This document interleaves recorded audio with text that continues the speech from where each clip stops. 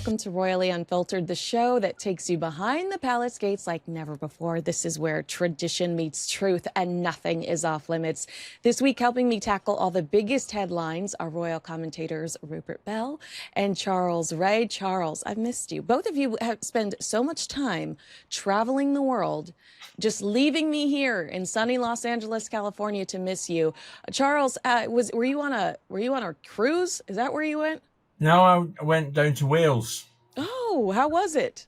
Rainy, very rainy, but it was Okay. it was fine. We had a good time. It's if you go away in this country in November and December, you're silly and you deserve what you get. And Rupert, you're leaving me for Spain? Is that what's happening soon? No, I'm not. No, Spain. That's where you got that rumor from. I will be heading off to Asia in the new. Oh, yeah, that makes, okay. All right, I understand. All right, so I'd like to talk to you both about somebody else who's keeping the airplane seats pretty hot these days. Somebody else who likes to travel, and that's Prince Harry. He was in New York City. He was talking to the New York Times Deal Book Conference on Wednesday. And he said he feels sorry for the trolls who he says get their hopes up wishing for his downfall. Now, he was responding to relationship rumors, and he said he had a hard time keeping up with all of them. Quote, apparently, we've bought or moved houses 10, 12 times. We've apparently divorced maybe 10, 12 times as well. So it's like, what? Question mark. Rupert, was Spare not an invitation into Prince Harry's private life? Isn't it kind of annoying that this guy's going to complain about gossip surrounding him when he's been our #1 source for gossip over the last 4 years when it comes to the royal family? That is why Prince Harry probably is not very self-aware. I think would be a good way of thinking about it, because that book was obviously meant to show everything about his private life. So once you do that, you open the book and then it's a free-for-all. Now, of course, if he's referring to what goes on social media, we know that can be a pretty unedifying space at times. And you see some of the stuff out there. And of course, he's got every reason to feel, well, what the heck's going on? We don't know the exact truth of that marriage. They're obviously now doing a business separation. He does seem to be on a permanent flight to New York at the moment, not spending much time in California. But it's inevitable that people are going to speculate about him because he's opened up, as I say, the can of worms, and everyone wants to know about his life. What's going on in his marriage, I don't know. But obviously, they've had to regroup on a professional level, certainly at least.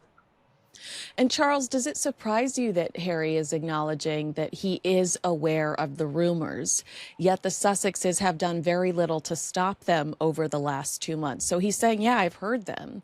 Well, if they bother you, why don't you show up at a McDonald's drive-thru holding hands with your wife, order a quick Big Mac and get your picture taken? I tend to agree with practically everything that Rupert has just said. Practically. Well, no. Sorry, all of everything, all of Rupert has just said.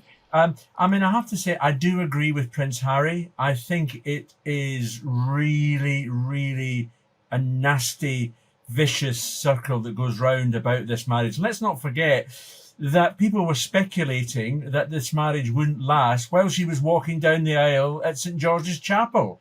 We had all these. Charles, I'm really surprised to hear you say that, because I was so in love with the both of them. Who was saying that? I'm not disputing that. But I mean, if you looked at social media at that time, and there were some commentators as well who were saying, well, this marriage is only going to last a couple of years or 5 years or whatever. This has been constant in their lives. And I think it's right for him to come out and say, all these people are speculating, and basically it's not true. And there are some people, it's not just the trolls on social media. There are certain commentators around who continually go on television and radio and speculate about the state of their marriage with no evidence whatsoever. And I personally am very big on facts and evidence of what is happening in their lives. Rupert mentioned about you mentioned as well about the invitation to speculate on his life. I mean, we've had an invitation to speculate on this couple's lives and Harry's life for a very, very long time. Now, if you reach the situation where you are now a celebrity in the world, you need the media to promote your celebrity all the time, as we have seen with Spare, Oprah Winfrey, Netflix, and everything else. And celebrity has a difficult thing. It's dancing with the devil, because it is like a tap. Once you turn it on, you cannot turn it off again. It is going to be there constant. So I quite think it's a good thing that they have separated their business life, because I don't think, well, it worked for a while because you were continually complaining and criticizing members of the royal family. That is okay for a while.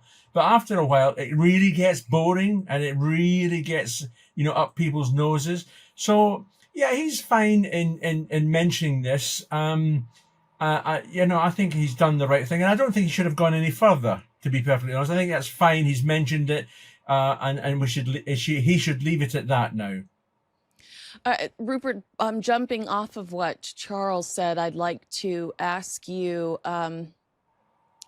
I guess I would ask you, do you really believe that anybody is wishing for his downfall? Could he have handled that question better? Does he come off at all as bitter or resentful in the way that he responded? Not necessarily in that particular issue, because he's standing saying, look, we are subject to a lot of speculation. There are other issues that you may saying that he needs to be a bit wiser about, but Charles is right. He basically wants to control the media narrative around him. And that's the thing that he, as you say, once turning off the tap is impossible. But he's not a very good plumber, I would suggest, because at the moment, the publicity has often been a negative one, but he wants to control it, as do a lot of celebrities. Their image is all about actors, actresses want everything. As we've talked about before, Kinsey, that PR element, it's a very different landscape now. And all these people want to say it's on my terms and my terms only. But people are now getting increasingly fed up with that. And they want to see the real people rather than just this contrived narrative about whoever it is. And Harry's no different. He thinks now that he's gone to California, he has total control over his narrative. But it doesn't work like that. It would be very naive of him to think otherwise. Well, perhaps, though, he is being naive, full stop. I want both of you to answer this question. Charles, you mentioned the professional separation. In sitting back and observing the professional separation, now I will admit Prince Harry has much more going on at the moment than Meghan Markle, but sitting back and observing the professional separation, it really only seems to be rewarding in the public eye one person at this point in time, and that's Prince Harry. Yeah. Look at all of the negative reaction to Meghan Markle on the red carpet this week, when she was awarding Tyler Perry an honor, Lily's godfather. Comments like, she's never met a red carpet she doesn't like. I mean, it does look frivolous. Meghan Markle, another red carpet. But we see Prince Harry, I feel like people respond to him better when he's alone. They're more invested in him because they've known him since he was a little boy. And they like him more than they like Meghan. So I understand the strategy, but is at the end of the day, do you think the results might be a win for Prince Harry and not something, and not great for Meghan? Kinsey, I mean, in any of the polls that you see, certainly in this country, Harry comes just above Meghan, and they're both above Prince Andrew for obvious reasons. And I think that when we see Prince Harry doing what we think Prince Harry does best, and that is his charity work, particularly with children and Centre Ballet and the Invictus Games and everything else, it's like having the old Harry back. We're not having the whinging guy back again. He's actually doing positive things, and he is helping to promote those charities that desperately need money. I mean, all charities desperately need money, but when you've got a royal patron or someone of that stature involved, then the money should flow in quite easily. The problem with Meghan is, I don't think Meghan has actually found a purpose in life apart from she's famous for being famous. You know, that's it. She's not got anything that I can see that she's going to do that's going to shatter the illusion that she's hanging on to Harry's coattails. That makes me laugh because that is why Paris Hilton is famous. Paris Hilton is Yeah. famous for being famous, and that was one of Meghan's guests on Archetypes when Meghan told us she was going to be, interviewing people that were changing the world and all of these people that work to build up communities, and then we got Paris Hilton. God love her. God love both of them. Rupert, will you please respond to Charles? How do you feel about that? Is Meghan going to benefit from this professional separation, or do you think Prince Harry might be the only one that sees the perks? At the moment, Harry is in position one, and he does seem to be enjoying not having to permanently hold the hand of his wife when out and about. So I think he's enjoying maybe the professional freedom. But when you are just seeing Meghan, who's got problems trying to launch American Riviera Orchard and all the trademark issues around that and other things that she's trying to move on, when's this cooking show going to come out? At the moment, we only see her appearing at red carpets, and then we permanently end up seeing her with people trying to move her on from the red carpet. So it's not a good look for her at the moment as she's trying to navigate her way into trying to becoming a lifestyle guru for all and sundry in America and maybe the rest of the world. And it's a pretty shallow look at the moment. It's paper thin for her. As I say, I'm happy to be proved wrong. But she's in the moment in a bit of wilderness as she's trying to find a sense of purpose. But for Harry, it's easy, I think, and Charles would probably agree, to fall back on his safety blanket of what he was good at before, which is the things that he was alluding to. He's a natural born at that, and we all knew and loved seeing him out and about and bringing that touch of Harry sort of, I'm not say devil may care, but a sort of little twinkle in his eye, but it would engage with people. And that's what I think he's got to try and get away from all this earnest and sort of psychobabble talk and just actually be the Harry of old and out and about. And that's what we want. But we don't want to hear, as if we just walked out of a therapy session. And that's how he's now navigating his way through the life, as we were hearing about in New York, that he's once again saying how much therapy is helping him in his new life. Yeah, that's pretty tough. Let's talk about some other comments he made. Despite neighbors of Harry and Meghan admitting in the recent German documentary that they don't consider Harry and Meghan to be a valuable asset to their community, Harry says they aren't going anywhere, telling the New York Times, "I very much enjoy living here and bringing up my kids here." Rupert, will this stop rumors that Harry is trying to claw his way back into the family in some way, shape, or form? Or could Harry just have been trying to throw us off and save face because somebody in their camp is leaking to People magazine that King Charles isn't taking his calls and he doesn't want to look vulnerable? He doesn't want to look like, like he's being rejected. He's made his bed. He's got to lie in it in a really positive way and say, this is where I've chosen it. He on behalf of his wife, they wanted to go. She wasn't happy within the royal environment. And he, obviously, as number two, didn't feel that he was getting all what he wanted out of it. So between them, they made a conscious decision to move over back to the States. And he's now accepting this. I've made my bed. I've got to lie in it. And that, I think, is where he's at now and saying, right, I am in a better place. My children are happy. I'm happy. My wife is happy. I'm going to get on with it. What goes on now with the rest of the royal family, it's actually just sad, really, that they can't actually, in what has been a pretty wretched 2024, he can't find a way, or they can't find, all of them, to actually come together and say, let's help each other. Because isn't that what families are designed to do? In hour of need, come together. But Harry, at the moment, I don't think he's in a position in his own mind to say sorry. And I think because of what angst he's called the rest of his family. Charles Ray, happy wife, happy life. Do you believe that Prince Harry meant what he said in New York when he said, look, we're not going anywhere. We're comfortable right here? Oh, I believe he believes that's what he wants to happen.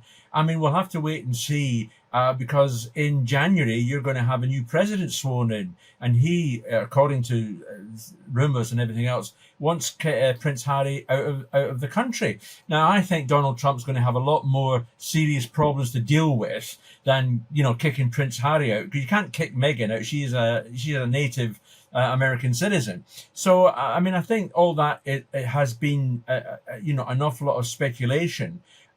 So I think, yes, I don't think he's going to go anywhere. I mean, people move houses, and he may find a better house that he wants to have. That is true. But again, we've got these trolls and some of these commentators who keep on chucking in things about Harry, which again do not have any evidence with.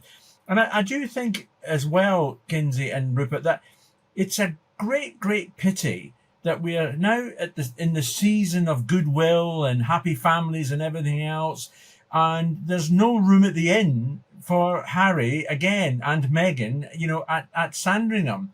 You know, if it is correct that the king has stopped taking his calls, there can only be one reason: that he still doesn't trust Harry and Meghan, not to spill the beans about any of the conversations that they may be having. I don't see any sign of any rapprochement at all. I mean, Harry wants the king and his brother to say sorry, and you know, I believe, like Rupert, that it's down to Harry to say sorry. He's the one that's caused, in my view, caused the problems. So we're going to carry on like this, and we'll see what 2025 brings. But let's not, you know, looking into crystal balls and everything else, I can't see any sign of the family getting together again. I still firmly believe that Meghan will not set foot in the UK again. I've held that view for some time, and I've so far been proved right. It's a great pity. It's a great shame. And I speak as someone who, like you, Kinsey, when they first started working for the royal family, I thought they were a breath of fresh air, and I thought that they did a great job. You just had to look at what was going on in the streets. People were coming out to see them, and they decided to pick up the toys and head off to California. Can I just come in here? Yeah. Charles, on that basis, and I agree with you, you then say, well, then why does she, if she feels like that way and is unhappy in this country, shouldn't she be actually saying, I don't need the title anymore? You're right. It's possible. I mean, I don't think the king will remove the titles, because the titles were a wedding present. But you're absolutely right. If you don't want to be a so-called member of the royal family, then give up your titles and end up being just plain old Mrs. Wales of Montecito. But she's not going to do that, is she, Rupert? Because that title gives her that sort of what she thinks is total respect, you know, in the States. And there are people who, you know, in America who think that it's important that she is the Duchess of Sussex. And they've got the Duke of Sussex. They've got their own little mini royal family going on over there. Yeah, they're the rival court. I do think it's ego. I mean, I think the way that Prince Harry reacted to Anderson Cooper asking why not give up the titles, you know, when Prince Harry was like, why would we? Or what does it matter? I mean, he was very defensive when Anderson Cooper asked. So a part of me thinks it's ego, but I agree that there is a team of people over here that says you have to be royal. I mean, that's your, you know, that's your money ticket. And, you know, I talked to somebody that has absolutely no opinion about these two whatsoever, a marketing and branding expert. And she said, how bizarre that all we've seen of her is complaining about this family, but her logo for American Riviera Orchard is a royal crest. You know, like it's just, nothing makes sense. It just doesn't make sense. So I really quickly want to ask too, this kind of might come off as mean-spirited, and I apologize. As Charles said, we're in the spirit of Jesus, you know, happy birthday, Jesus. But what is Prince Harry doing on a stage with Bill Clinton and Jeff Bezos? This is a Nepo baby that sold a book, a very successful book that was about his family's secrets. I mean, what has Prince Harry accomplished to be sitting on the same stage as some of these Serena Williams? I mean, part of me is like, is Serena Williams the person that got him on the stage? To me, it just is such a bad example of how desperate we are for clickbait, because the New York Times knew that Prince Harry was going to draw more eyeballs than Bill Clinton. Am I being ugly? Either one of you can say, yeah, you are. You're being a I jerk. don't think you're being ugly at all, Kinsey. I think you're probably right. When you've got, I mean, I've looked at the people who are on that stage. I mean, I obviously recognize Serena Williams, and I obviously recognize Bill Clinton, and I recognize Jeff Bezos. But, you know, the number one draw on that panel is, without a doubt, is Prince Harry, you know, because he is probably more famous than a former president and a former Wimbledon champion, and probably just a little bit more famous than the man who runs Amazon. And so he's on there because people, it's why Netflix asks him to do programs. It's why publishers say, "Would you write another book, please? And if you've got any more royal secrets, let us have them." It's the reason why, you know, they exist. So yeah, I don't have any problems with him going on those sort of programs and platforms. And obviously, you know, when he does, he has his message to get across, and he does it. He speaks very well. There's no question about that. I think he has.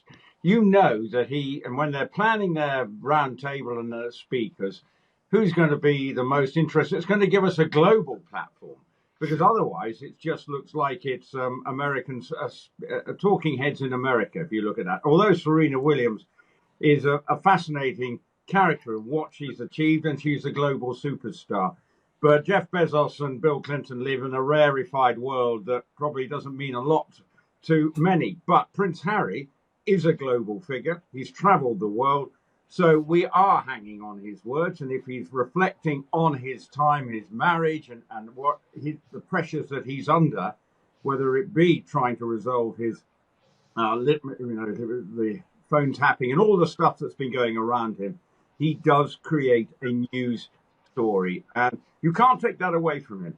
His name opens doors from a media perspective. And you know, we find out what he's trying to think, and he's probably given more attention to this particular conference on a global scale than probably it would have done if he hadn't have been there. Well, Charles, talking about Prince Harry having something to say, he said while he was on that stage, when asked what made him and Meghan leave the UK, we were running from something, quite a few things actually.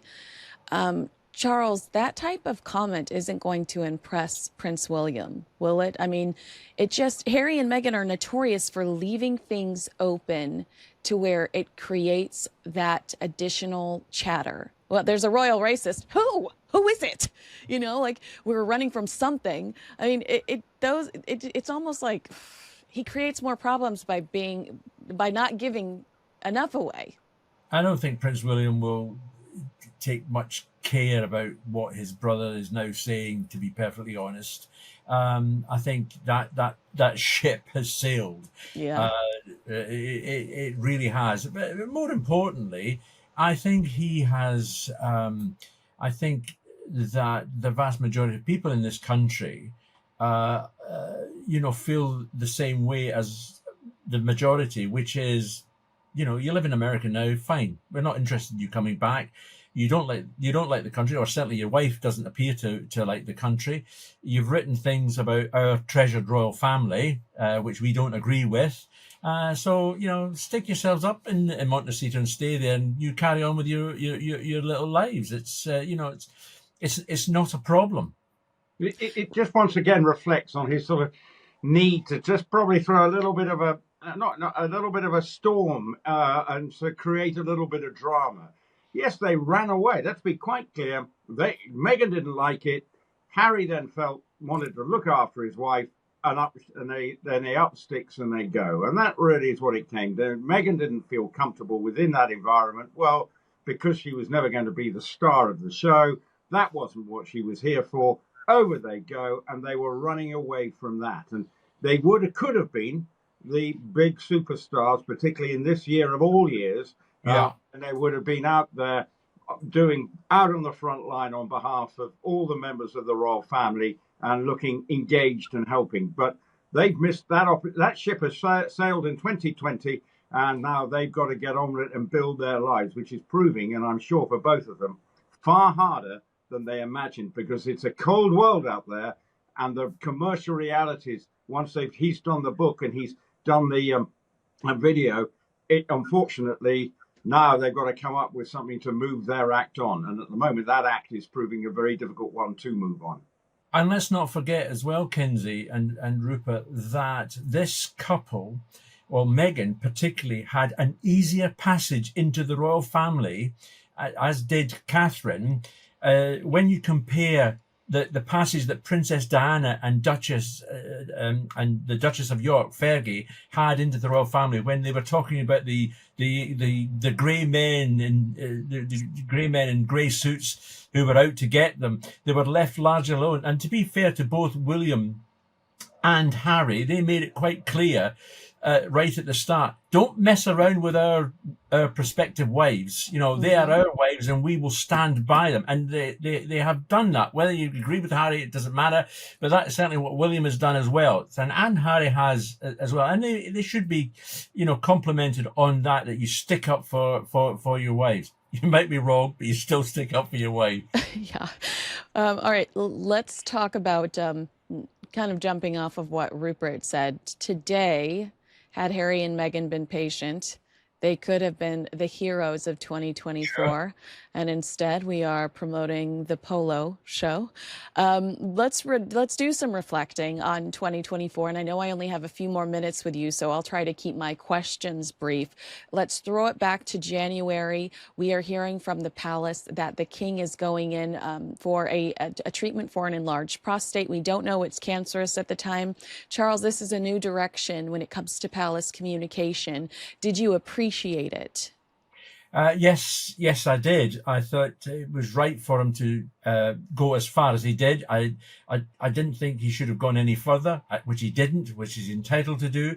But I think because you would have then opened up. I mean, there was enough speculation going on about the cancers of both the king and and Princess Catherine. If they hadn't said anything, you can imagine what the speculation would have been like. People would have had them on their deathbeds and everything else. They did at some point, yes. Oh yeah, sure. Well, yeah, it doesn't stop there.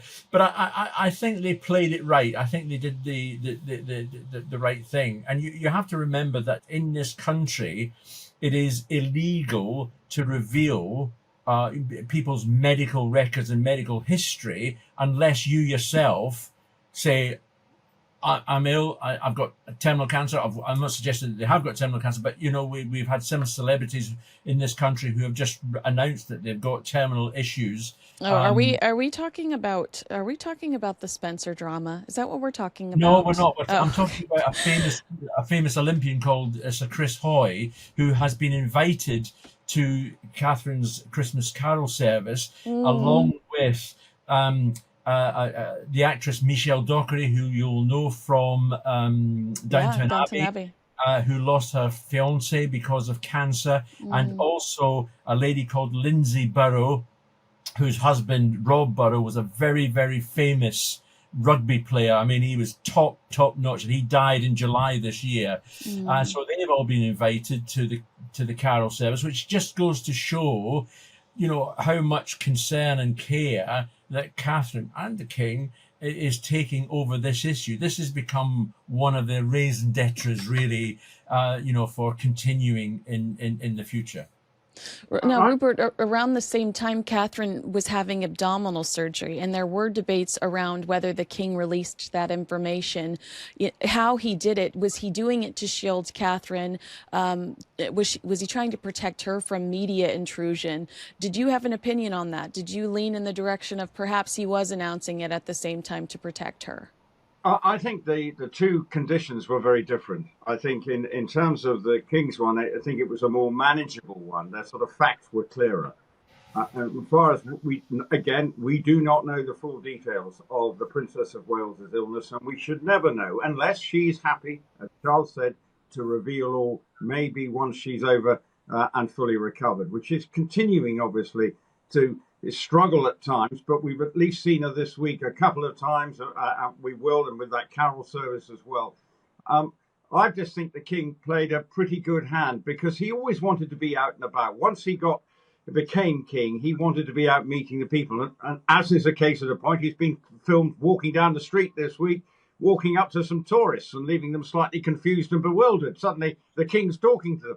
He wants to let people know. A sort of modern monarchy is feeling that he just say, right, you're not going to see much of me because I've got this. And actually, what he does is a very good thing, drawing attention to the condition to help other people. And that's very much the king is supposed to be there on behalf of his subjects, and actually drawing attention to his own health issues in a controlled manner was a positive development, and one that I think has helped him through the year, because you've seen the affection, the way he has been greeted wherever he has gone when he's had the opportunity to do a meet and greet. There's a warmth towards him that has been helped by his coming through this recovery process. Absolutely. And Charles, staying on top of the communication topic, Catherine and William have displayed a very different style in communication this year. These beautiful videos, a little more vulnerable, although some would complain that they're highly produced. Did you feel like when Catherine sat down and told us she had cancer, that was a planned strategy, or did you instinctually feel like she was forced into telling us what was going on because of the trolling online? Maybe a bit of both, but I think in the main it was to do with they had to say something about the condition, and it was far easier for them to produce or be involved in a video to tell the nation rather than just do an interview with newspapers or one interview with one particular newspaper. It was far easier to get it out there on social media as well. And I think she played, and he as well played it just right. I mean, we got the Catherine sitting on the bench telling us what was going on. We've also had the happy family snaps, which show she was getting, she believed she was getting better, and I'm sure she was. And I think they were very, very touching. People sometimes say they're schmaltzy. Well, I like that sort of schmaltz. Me too. Fine. Yeah, I like it too. Could I just adding to that? Remember, we started this conversation about social media trolling. One of the reasons for poor Princess of Wales was backed into producing that video is we saw people filming her going shopping in Windsor, and all the speculation about that's not her and all this sort of stuff. And you go, so just as Harry's been talking about the problems, the Prince and Princess of Wales found themselves backed into a corner there. And so they probably felt they had to do something.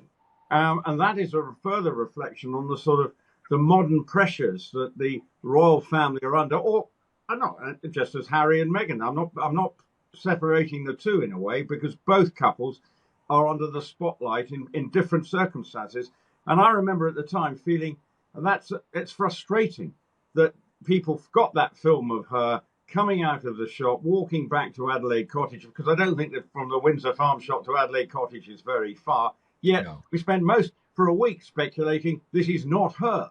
And they were quite so dumb coming out saying, who is this? This is a double. And then that's why we saw that. So they were under pressure to at least put something out to say where she's at. But then a video in Norfolk, happy families, that's what we want to see. And it looked like they had a very good summer in Norfolk at Amner Hall with the children, having a summer holiday that everybody would really dream about, it's sort of idyllic country life in Norfolk. But they did have to navigate some uneasy waters earlier this year. I do want to remind everybody, though, that when Meghan announced that she had a miscarriage, I really felt like we left her alone. I don't remember us hounding Meghan over that. I feel like we put a lot more negative energy on the Princess of Wales. And there was somebody in Spain said she was in a coma. I don't understand. My personal theory is that Endgame had come out within weeks or months before we found this out about Catherine. And people were so irate that Omid Scobie said in the Dutch version that Catherine was one of the royal racists, that bled into it. And you had everybody with their axes and their, that is what my personal theory is. I felt like the reason she was so hounded was because it came so closely after the end game. And that was another few weeks where we had to sit on TV debating whether or not it was true or not, which is crazy. I will ask you, because we're running out of time, I'd like to hear from both of you. Has your opinion of the Princess of Wales changed this year? Charles, you go first. Are you proud of her? Or do you feel like she's courageous? My opinion of Catherine has changed dramatically over the last year. I've always been full of admiration for her. So I'm now stepping up into it now a Super League level of Catherine. I think she's wonderful. I think she's probably one of the best things that's ever happened to this royal family. And I'm full of total admiration for the way she's dealt with her personal crises. She's now come back to work. She was with the Emir of Qatar when he paid a visit here. She's going to have her carol service again, which will be fantastic, and I'm sure the ratings on television will be sky high. I look forward to 2025 when she gets better and better and comes out more and more jobs. I wish her all the best, as I do the King. I think it's fantastic the way they've dealt with these things. As Rupert has said, this has probably been one of the worst years this royal family's ever had. And Rupert, how about you? I mean, do you really admire Catherine, looking at the way she handled 2024? Look, anyone who's suffering from whatever the condition is and the difficulties of their condition, first of all, you've got to look after number one. You've got to get it right and be confident. I still think there's a long way to go in terms of her feeling both physically and mentally at ease with where she's at now. So there's a long road, but I personally wish her all the luck. I hope she's able to enjoy Christmas, because obviously if you think back to last year, it was during Christmas that presumably both the King and the Princess of Wales found the think, right, we're not feeling great here. And then it became it's been a difficult year. And let's also forget that just recently the Queen has been recovering from, as she said, pneumonia. So it's there's been a lot been coming at them. And for the Princess of Wales, I hope she feels in a good space, but to be able to come back and go out with confidence and bring that stardust to the royal family that she did before she was ill last year. Wherever she would go, you wanted to see her at the premiere and everything, because she brought a real glamour to it. And the royal family needs her back out there. There's no two ways about it. And let's hope she feels able that she can be out there on a regular basis. I lied. One more question. Charles, how do you feel about Prince William this year? Do you appreciate the fact that he took on more responsibility and did it without complaining? No, I mean, we never saw a frown on his face. Well, I think it's been very, very difficult for him in any case, because of his father's cancer diagnosis and his wife's cancer diagnosis. It couldn't have been easy.